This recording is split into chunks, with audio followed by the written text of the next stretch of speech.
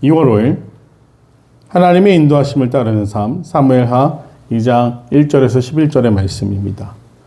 사울이 블레셋과의 전쟁에서 죽임당했다라는 소식을 듣고 슬픔에 빠졌던 다윗은 시글락에서 마음과 또 세력을 정비한 이후에 이제 때가 이르렀다고 생각해서 고향으로 돌아갈 준비를 합니다. 그런데 마음대로 돌아간 것은 아니었습니다. 가장 먼저 한 일은 하나님께 묻는 일이었습니다. 다윗이 여호와께 아뢰되라고 성경은 기록하고 있습니다. 내가 유다 성읍으로 돌아가도 되겠습니까? 하나님께 먼저 물었습니다. 다윗의 질문에 하나님은 돌아가라라고 말씀하십니다. 그러자 다시 다윗이 묻습니다. 그럼 어디로 돌아가면 되겠습니까? 하나님은 다윗에게 유다 지파가 다스리던 헤브론으로 돌아갈 것을 명령하십니다. 그래서 다윗은 도피 과정 가운데, 도주하는 과정 가운데 자신 곁으로 모였던 사람들과 또 그 가정 가운데 맞이했던 아내 둘, 이스라엘 여인 아히노암과 또 나발의 아내였던 아비가일을 데리고 헤브론 지역으로 돌아갑니다.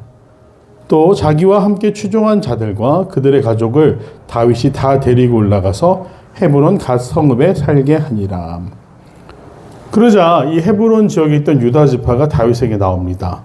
다윗은 도망치기 전까지 어떤 사람이었습니까?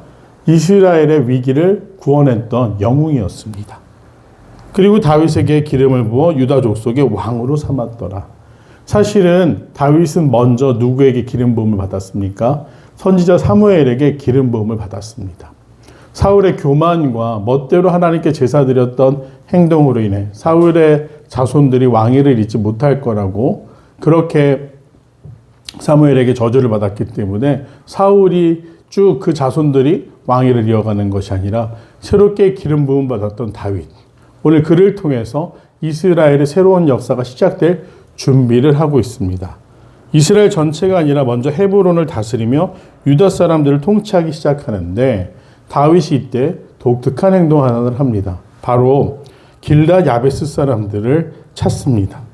왜 그렇게 했냐면 길앗 야베스 사람들이 바로 사울 왕의 시체를 장사 지냈기 때문입니다. 그래서 전령을 보내고 그들에게 사울에게 이처럼 은혜를 베풀어 그를 장사하였으니 여호와께 복을 받을지어다. 너희가 이 일을 하였으니 이제 여호와께서 은혜와 진리로 너에게 베푸시기를 원하고 나도 이 선한 일을 너에게 갚으리니 라고 이야기를 합니다. 그들이 사울의 죽음을 단순히 무능력했던 왕의 죽음이나 아니면 그 아말렉 청년처럼 자신이 입신양명하는 도구로 사울의 죽음을 이용하려고 했다든지 그러지 않았습니다. 이 길앗 야베스 사람들은 순수한 마음으로 왕의 죽음을 장사 지냈습니다. 그래서 다윗은 그 일을 칭찬하는 것이죠. 그가 하나님의 기름 부으심을 받았고 어쨌거나 이스라엘의 통치자였기 때문에 그의 죽음을 정말로 외면하지 않았던 길앗 야베스 사람들을 축복합니다. 이제 너희는 손을 강하게 하고 담대히 할지어다. 너희 주 사울이 죽었고 또 유다 족속이 내게 기름을 부어 그들의 왕으로 삼았음이니라 하니라. 그래서 다윗은 이제는 공식적으로 이야기합니다. 내가 이 헤브론 지역을 다스리고 유다 지파가 나에게 기름을 부었다. 나는 이 지역을 통치하는 통치자가 되었다. 라고 이야기를 하면서 길앗 야베스 사람들도 그의 보호 아래 있음을 이야기합니다. 그런데 이게 끝이 아니었죠. 사울의 아들이었던 이스보셋, 그가 살아남아서 오늘 사울의 군대 장관이었던 넬의 아들 아브넬이 마하나임으로 도망을 칩니다. 군대 장관의 아들과 전쟁왕의 아들이 함께 마하나임이라는 곳으로 도망쳐서 다시금 세력을 정비하고자 했던 것입니다. 길르앗과 아슬과 이스라엘과 에브라임과 베냐민은 온 이스라엘의 왕으로 삼았더라. 그래서 이스보셋이 잠시 이스라엘의 왕이 오르게 되고 그가 40세에 올랐으며 2년간 왕위를 통치하였다. 이스라엘 통치하였다라고 기록되어 있지만 유다 족속은 다윗을 따랐다라고 이야기하고 있습니다. 그래서 다윗이 헤브론에서 유대 족속의 왕이 된 날수는 7년 6개월이었다. 30에 돼서 37, 6개월이 될 때까지 헤브론 지역을 다윗이 다스리게 됩니다. 다윗은 헤브론을 통치하며 왕이 될 준비를 합니다. 하나님이 그에게 기름 부으셨지만 사울의 죽음을 자신이 이스라엘을 통치하는 도구로 삼지 않았습니다. 왕이 부재했기 때문에 아직 검증되지 않은 왕자가 왕위를 잇는 것, 그것만큼 불안한 것이 어디 있겠습니까? 하지만 다윗은 검증된 사람이었고 영웅이었습니다. 그런데 다윗은 사울의 죽음을 자신이 권력을 차지하는 기회로 삼지 않았습니다. 그 이스보셋이 다스리는 동안 자신은 헤브론 지역을 통치하면서 하나님의 때가 이를 때까지 기다립니다.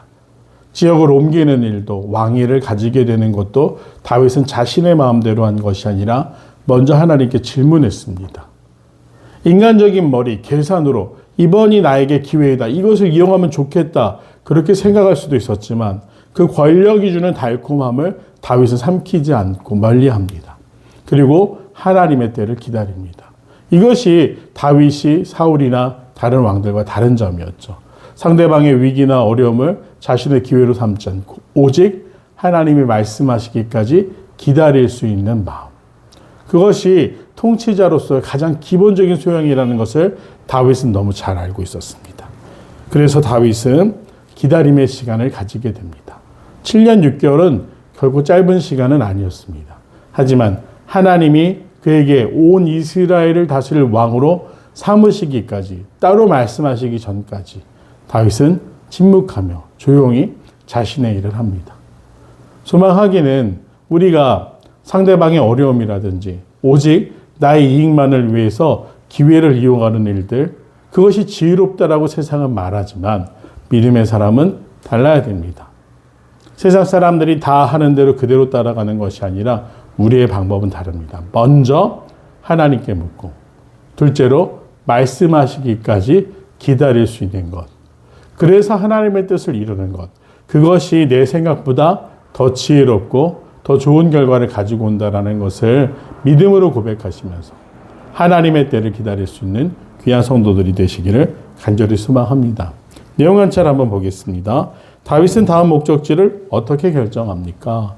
기도하며 결정했습니다. 하나님께 먼저 물었고 하나님께 구체적으로 자기가 어느 곳을 향해야 될지까지도 질문합니다.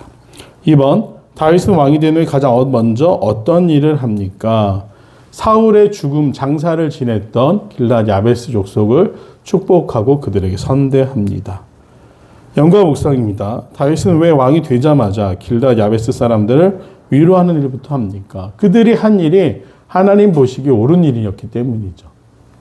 다른 사람이 불행과 죽음을 이용하지 않았고 그들은 하나님이 기름 부으셨던 왕이 정말로 처참한 죽음을 맞이하자마자 그것을 온전히 장사 지내고 또 인간으로서 할 도리들을 다했기 때문에, 즉 신의를 지켰기 때문에 다윗은 그들을 위로하고 축복합니다.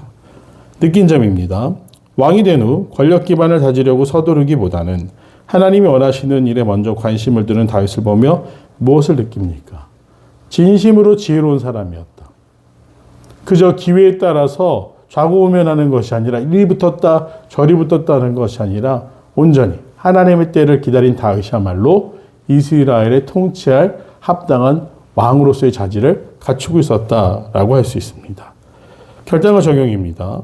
내 목표를 이루는 데만 집중하다가 하나님의 일을 소홀히 여긴 적은 언제입니까? 하나님께서 기뻐하시는 일에 우선순위를 두고 살아가기 위해 무엇을 실천하겠습니까? 참 우리가 많은 순간, 매 순간 이러한 시험에 들고 또 이러한 고민에 빠집니다. 하나님의 때가 언제인지, 하나님의 방법이 무엇인지 기도하면서도 인간적인 기회들이 올 때 인간적인 욕심이 앞설 때가 있습니다. 하나님의 방법은 무엇입니까? 하나님의 때는 언제입니까? 묻고 기다릴 수 있는 마음이 바로 지혜라는 거. 잠언에서의 지혜가 듣는 마음이라는 걸 기억하시면서 오늘 다윗을 보면서 또 때로는 참고 인내하는 시기에 내가 하나님과 동행하길 원합니다 라고 고백하며 하나님의 뜻을 이루어갈 수 있는 귀한 성도들이 되시기를 간절히 소망합니다. 기도하겠습니다. 은혜와 자비가 풍성하신 아버지 하나님, 정말 어리석은 우리들은 기회가 올 때마다 인간적인 생각으로 움직이지만 오늘 다윗처럼 하나님의 때를 기다릴 줄 아는 죄의 인내하는 마음을 주시고 또 하나님께 먼저 물을 수 있는 겸손한 마음을 주시사 하나님의 뜻대로 살아가며 가장 지혜롭고 좋은 길을 선택할 수 있는 믿음의 사람들이 될 수 있도록 늘 함께하여 주시옵소서. 감사드리오며 사랑하는 예수님의 이름으로 간절히 기도드립니다. 아멘.